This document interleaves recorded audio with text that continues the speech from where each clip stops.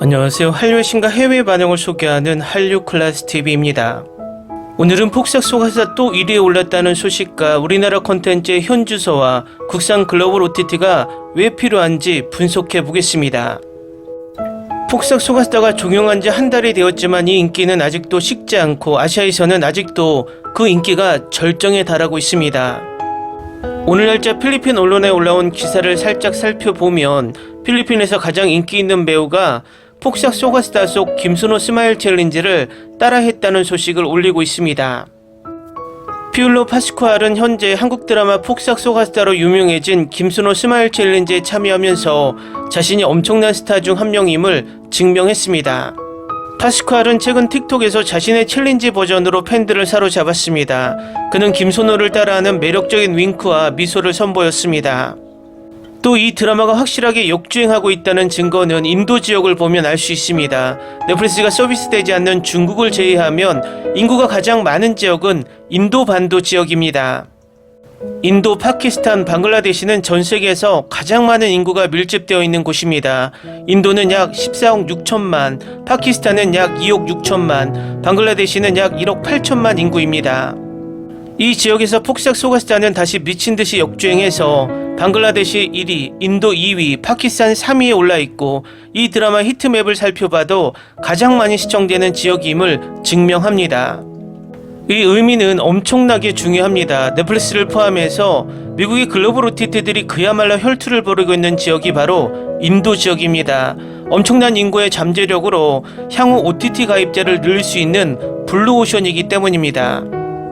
그런데 요즘 넷플릭스가 총 시청시간이 아닌 총 시청시간을 실행시간으로 나누는 뷰라는 아무런 과학적 근거가 없는 미드에만 유리한 순위 집계를 받고 꼼수 순위를 발표해도 이 지역에선 먹히지 않는다는 것입니다. 이미 인도 반도를 비롯해서 아시아 지역과 중동은 한류 K-드라마에 빠져 있어서 미드가 들어갈 틈이 없다는 것입니다. 억지로 순위 집계 꼼수로 계속 미국 영어권 콘텐츠를 순위 상위로 밀어도 시청자들은 이미 미드 영어권 콘텐츠는 재탕, 삼탕, 철진한 유행의 느낌의 올드한 드라마라고 미국 자체에서도 평가를 내리는 상황입니다. 그리고 국제 외교 관계가 풀리기 시작하고 중국과 러시아가 국제 OTT로 다시 편입되게 된다면 이 두 나라는 워낙 한류가 강하기 때문에 넷플릭스를 비롯해서 디즈니 플러스, HBO 등의 순위를 K-드라마가 장악할 것으로 예측됩니다. 그래서 넷플릭스나 디즈니 플러스는 K-드라마가 뜨거운 감자일 수밖에 없습니다.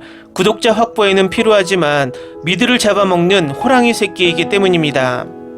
제가 누차 이야기하지만 우리나라 일부 시청자들이나 우리나라 언론들이 넷플릭스가 일방적으로 발표하는 꼼수 순위를 그대로 믿고 발표하면서 우리나라 시청자들까지 우리나라 콘텐츠가 미드보다 못한 것처럼 폄하시키며 가스라이팅을 당한다는 것입니다. 인기는 무조건 얼마나 많이 시청되느냐가 중요합니다. TV 시청률도 얼마나 오래 지속적으로 보느냐를 따져 시청률을 짓게 합니다.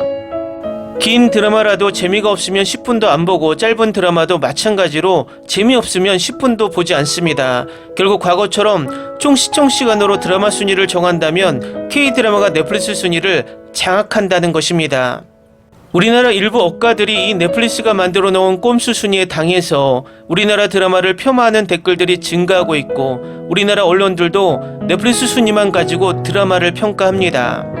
근본적으로 왜 폭삭 속았다가 더 글로리와 비슷한 시청시간을 얻고 있음에도 순위에서는 단 한 번도 1위를 하지 못하고 있는지 분석해주는 우리나라 언론들이 단 하나도 없습니다.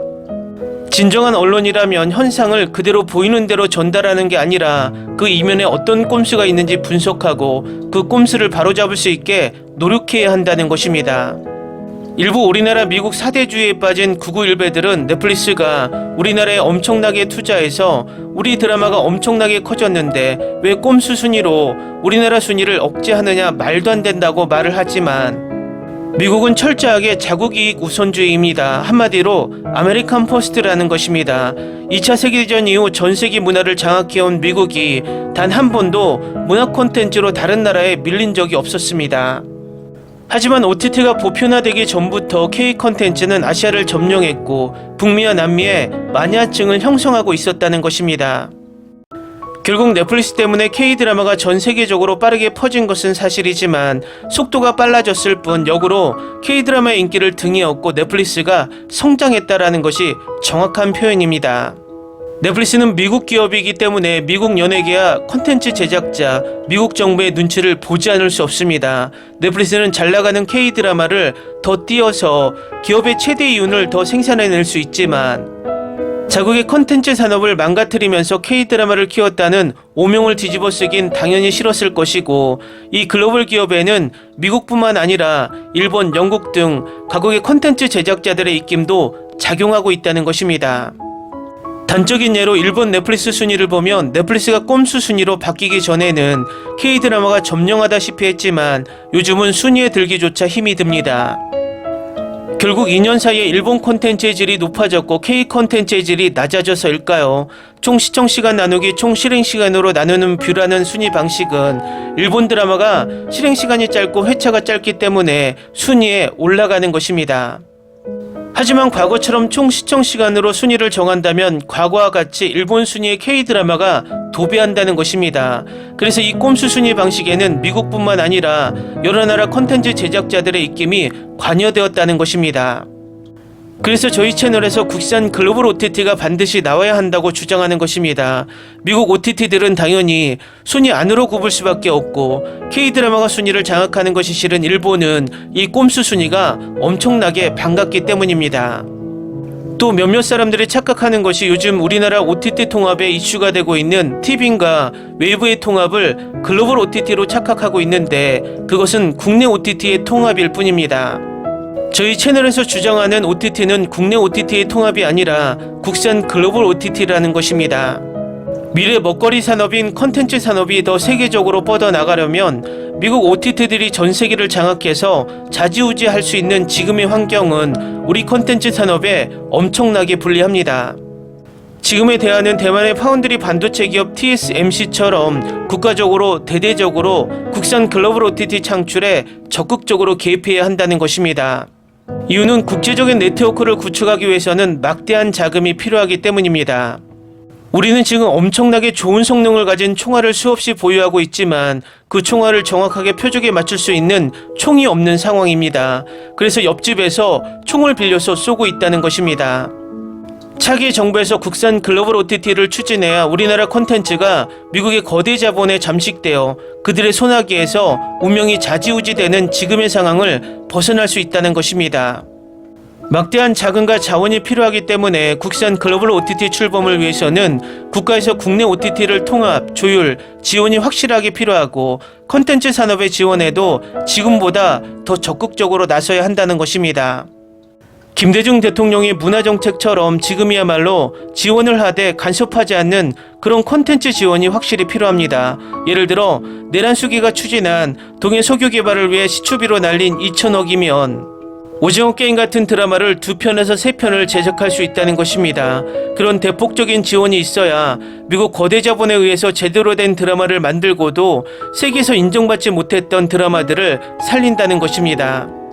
그래야 엄청난 명작을 만들고도 홍보와 방영을 쪼개기로 해서 인정을 못 받은 디즈니플러스의 무빙이나 현재 총 시청 시간으로 전세계 1위에 올라있는 폭삭 소가스타 같은 드라마들이 정당한 순위와 인기를 얻는 방법입니다. 지금은 이념 전쟁의 시대가 아닙니다. 자국의 이익을 위해서는 어제의 적이 오늘의 아군이 될 수 있고 어제의 아군이 내일의 적이 될 수 있는 철저한 자국 우선주의 세계입니다.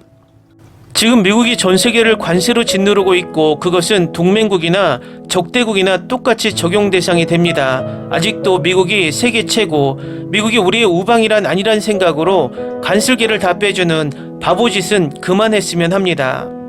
우리 콘텐츠가 독립하며 세계에 우뚝 설 때 문화공정과 동북공정으로 우리의 문화와 국토를 노리는 중국의 야심을 꺾을 수 있고 호시탐탐 독도를 노리는 일본의 야욕도 잠재울 수 있습니다. 지금은 강력한 무력도 엄청난 중요한 국력의 상징이지만 그보다 더 무서운 무기는 강력한 문화 콘텐츠입니다. 결과적으로 지금 우리의 가장 큰 무기는 문화 콘텐츠라는 것입니다. OTT 독립이야말로 우리 미래 먹거리를 개척하는 첫걸음이라는 것입니다.